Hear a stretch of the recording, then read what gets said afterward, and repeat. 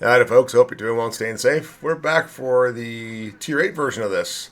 And this is the new Pan American cruise, and I hope I don't butcher this.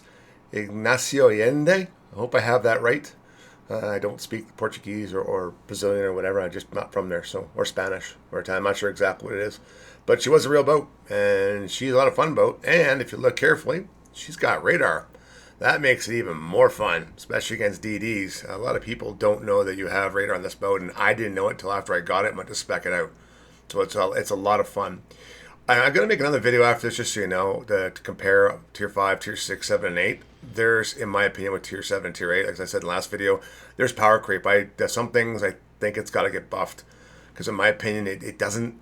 These boats at Tier 8 don't have the range. The torpedoes are the exact same as far as I know from the Tier 5 at Tier 8. So again, it's I think the boats at Tier 5 and Tier 6 are much better than the Tier 7, Tier 8, but they're still a lot of fun to play. They're just challenging to play. But this one with the radar and the consumable, you can see I've already got my consumable ready, the F key. I can reload everything under 75% reduction. So let's jump into it, shall we? Yes, I'm not taking camo on it because it costs money. Armor layout. Okay, so 25 mil, which means anything that's 358 above can pen you. So let's be honest, Tier 9 and Tier 10 battleships and cruisers, you're in trouble. 38.6, torpedo protection, not so much. Artillery, here's our guns. AP, 7-second reload in this one. Still only 15.1 kilometers, so 100 meters more than the Tier 7. So I don't know, I think this should be like 17 kilometers at least by this point. But that's how I feel. Torpedoes are essentially really good. I mean, the same ones, but they got a minute and a half reload compared to the 72-second ones. But the detectability is 1.1 kilometers. That's up there with deep water torpedoes. That's really good. But the damage is the exact same as it is at Tier 5 and Tier 6. Airstrike standard, 7-kilometer range. I wish this was a lot more. Even a Tier 6 submarine can outdo me at that part. Again, 35 knots, that's about standard for this kind of speed, and a rudder shift is 7.9. I had to take the module for this. I'll show you in a minute. Detectability is 10.2. So it's 100 meters less than the Tier 7, so that's good.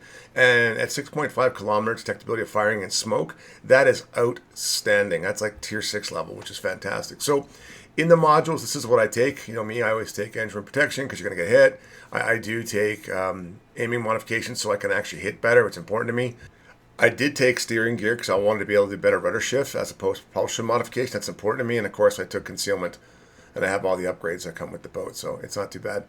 Standard damage control, it's under a minute, which is good. The heal on these are fantastic. Now, I took Hydro. It's the exact same as Tier 5, 6, and 7, as opposed to Defensive AA, because it's not that good. And of course, on the other part, I've got radar, or you can take a spotting aircraft if you want to extend the gun range. I would much rather have radar because, quite frankly, I've been able to jump DDs. Now, people will learn that the ship has radar down the road. There's my flags, and you do have the consumable operation, which I love for all those. It reduces the reload time for those by 75% when it's ready to go. Exterior, I'm not taking any camo because it's going to cost money, and they have no benefit to me. I don't mind going naked. All right, so this is the exact same build from Tier 5, Tier 6, and Tier 7 up to Tier 8. I find this build works really well because with incoming fire, you've got last stand. I do take priority target because you want who's targeting you. Adrenaline rush because you're going to get hit. I do take concealment, and the one I want to talk about is RPF. This has been really helpful at the higher tiers, Tier 7, Tier 8, going into, Tier 8 battles or Tier 9 and some Tier 10 battles and whatnot. I can find destroyers and shoot them pretty good. And again, I take top grade gunner. That's basically what I take, and that's my shtick. So, overall, what do I think? Well, I'm going to do a video because in the beginning of this, it's going to come out next, comparing all four of them, because I want to show you the differences that I'm having with it. I will say these boats are phenomenal in co-op. I don't normally play co-op, but they're kind of fun. Co-op people are a lot nicer than some people. Operations, these boats are fantastic. 6, 7, and 8. They're a lot of fun. I think the first one was Raptor Rescue, and this one is Defensive Newport Station, which is great at doing that Tier 8. That's what a lot of our clans do on the weekend. We play operations. Overall, I like it. The shtick with the consumable reduction, that's fantastic. I love this new consumable. I can get it a lot. It's fun. Random, Tier 8 feels like to me you're going to get up tiered and you're not going to have a great time because if you jump in or brawl, which I usually do, I like to fight, you're probably going to die right away. So I've been kind of had to back off and try to pick and choose my fights, and I've been trying to go after DDs first to get them out of the way. Submarines can be a bit of a problem too if you rush in, so be very careful with these boats.